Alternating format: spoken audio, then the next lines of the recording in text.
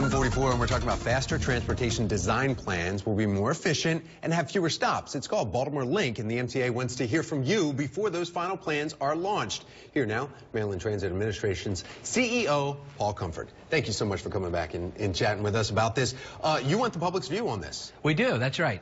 We've spent the last 15 months designing Governor Hogan's new plan to simplify and improve transit in Baltimore, and so now we're up to the point where we need public hearings. So we've got 14 of them, one held last night, and a bunch more to come. Yeah, you have 2 tonight, I know, and we have the actual addresses and times tonight, just in case anybody wants to see them. If you can take a look right here, we'll post them up on our screen here in a second. Tonight, 5 to 7, and that one is, there's actually, there should be showing, yeah, the Enoch Pratt Free Library. That's the one I'm going to. You'll be there. That's from 5 to 7. There's another one in Towson from 5 to 8 at the Towson Library there. So then there's 11 more that are scheduled up until January 19th. So you really want to get some feedback. Will that, how much of an impact does the public have to say about the way that these plans go? So we've already received 2,000 comments. We've done 200 meetings, Tom, since we announced this thing. And those 2,000 comments, we've done a lot of tweaking. We've had kind of 2 rounds of public comment. Now this is the 3rd one. And it really makes a difference. And we're also receiving public comment up until February 21st online. Okay, and it says BaltimoreLink, and there's a lot about city buses and Metro links there that are it really expounds to everybody that's using any kind of public transportation in Maryland. So that's why we're having it out in the counties too, because if you travel anywhere near the city, you're jumping on a bus or could find yourself jumping on a bus because it's a lot quicker than sitting in the car on 83 or That's 70. Right. Yeah, MTA is not only the transit service for Baltimore City, we're also the official public transportation for Baltimore County and Northern Anne Arundel. So that's what we call our core service region. So bus, light rail, metro, and paratransit for people with disabilities covers that whole area.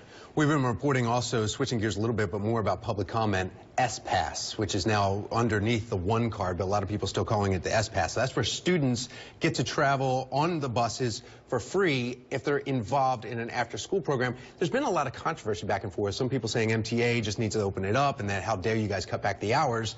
Now it's actually in the Baltimore City Schools, kind of in the ball's in their court, if you will? Yes.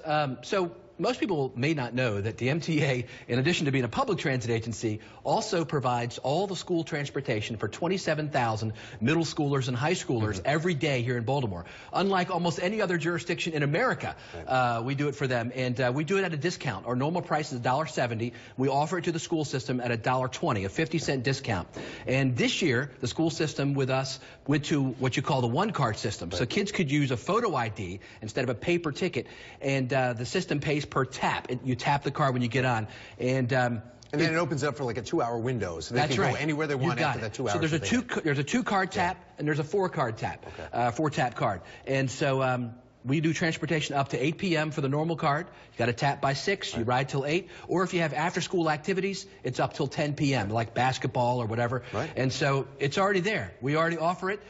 Just somebody has to pay for it. And so the school system is paying per tap for their school activities, but there's some after-school activities that kids have been going to that are great programs, but somebody's got to pay for it. I can't offer it for free. If I offered it to one nonprofit agency, we'd have to, and it's already been tried, by the way, in Baltimore. And the guys that have been here for 20 years said, don't do it, Paul. So we have to charge. We'll still do it for the $1.20. Okay.